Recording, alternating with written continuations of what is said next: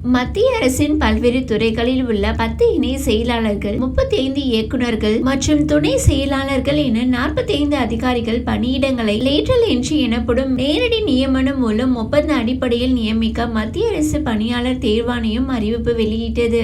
இது போன்ற உயர் பதவிகளுக்கு சிவில் சர்வீஸ் அதிகாரிகளை நியமிக்கும் நடைமுறைக்கும் மாற்றாக இந்த நேரடி நியமன அறிவிப்பை UPSC வெளியிட்டது. மத்திய அரசின் இந்த முடிவுக்கு கடும் எதிர்ப்புகள் கிளம்பின. நேரடி நியமனம் மூலம் நியமனத்தில் ஒதுக்கீடு முறை ஒழிக்கப்படுவதாக எதிர்கட்சிகள் கூறின. தேசிய ஜனநாயக கூட்டணியில் உள்ள சிராக் பாஸ்வான் கூட தனது கடும் எதிர்ப்பை பதிவு செய்தார். எதிர்கட்சிகள் மற்றும் கூட்டணி கட்சிகளிடமிருந்து வந்த அழுத்தத்தால் பணிந்த மத்திய அரசு உயர் பதவிகளுக்கு ஒப்பந்த அடிப்படையில் நேரடி நியமனம் செய்யும் முடிவை கைவிட்டது. இது குறித்து UPSCக்கு மத்திய அரசு கடிதம் எழுதியது. இதையடுத்து மத்திய அரசில் பணியாற்ற நேரடியாக மூத்த அதிகாரிகள் 45 பேரை நியமிக்கும் முறை ரத்து செய்யப்படுவதாக அறிவிக்கப்பட்டது. இந்நிலையில் தமிழ்நாட்டில் உள்துறை மற்றும் மதுவிலக்கு அமைச்சகத்தின் கீழ் அமைக்கப்பட்டுள்ள போதையில்லா தமிழ்நாடு இயக்கத்திற்கு ஊடகம், திறன் பயிற்சி, தரவு பகுப்பாய்வு ஆகியவற்றுக்கான 3 வல்லுநர்கள் தேர்ந்தெடுக்கப்பட இருப்பதாகவும் அவர்களுக்கு மாதம் ரூபாய் 1.50 லட்சம் ஊதியம் வழங்கப்படும் என்றும் தமிழக அரசின் உள்துறை செயலாளர் அறிவித்திருக்கிறார். இந்நிலையில் போதையில்லா தமிழ்நாடு இயக்கத்திற்கு ரூபாய் 1.5 லட்சம் ஊதியத்தில் வல்லுநர்கள் நியமனத்தில் இடஒதுக்கீடு இல்லை என பாமக தலைவர் அன்புமணி ராமதாஸ் கண்டனம் தெரிவித்துள்ளார்.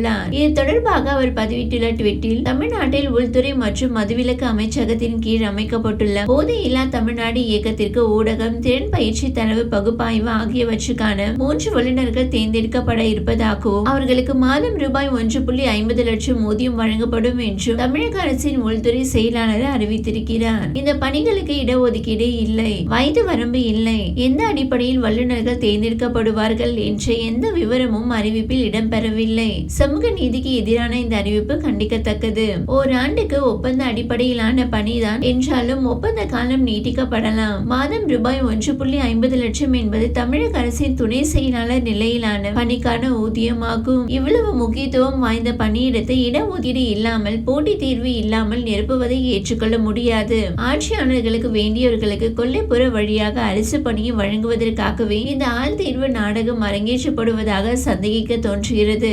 மத்திய அரசின் இணை செயலாளர், இயக்குனர் நிலையிலான பணிகளுக்கு நேரடி நியமனம் மூலம் 45 பேரை தேர்வு செய்வதற்கான அறிவிக்கையை மத்திய அரசு பணியாளர் தேர்வாணையத்தின் மூலமாக மத்திய அரசு அண்மையில் வெளியிட்டது. இடஒதுக்கீட்டு விதிகளை புறக்கணித்து விட்டு வெளியிடப்பட்ட இந்த ஆள் தேர்வு அறிவிக்கையை பாமக உள்ளிட்ட பல கட்சிகள் கடுமையாக எதிர்த்தன.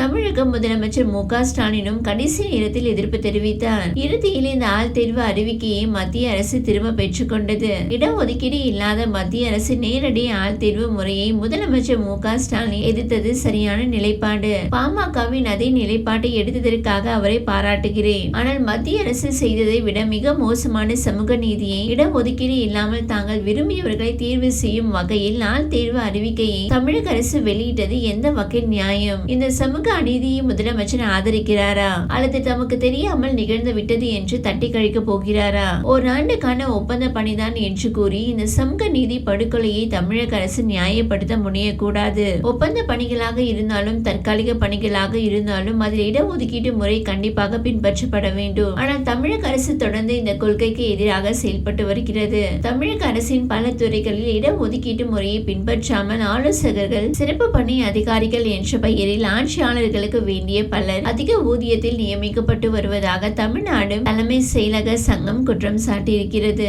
சமூக நீதி காக்கும் அரசு என்று கூறிக்கொண்டு இடஒதுக்கீட்டை இந்த அளவுக்கு திமுக அரசு படுகொலை செய்வதை ஏற்றுக்கொள்ள முடியாது. இடஒதுக்கீட்டை பின்பற்றாமல் போதையில்லா தமிழ்நாடு இயக்கத்திற்கு ரூபாய் 1.5 லட்சம் ஊதியத்தில் வல்லுநர்கள் நியமிப்பதற்கான அறிவிக்கையை தமிழக அரசு உடனடியாக திரும்ப பெற வேண்டும். கடந்த காலங்களில் இதேபோல் இடஒதுக்கீட்டை பின்பற்றாமல் செய்யப்பட்ட நியமனங்கள் குறித்த முழு விவரங்களையும் வெளியிடுவதுடன் அந்த நியமனங்களையும் தமிழக அரசு ரத்து செய்ய வேண்டும் என்றும் அன்புமணி ராமதாஸ் வலியுறுத்தியுள்ளார்.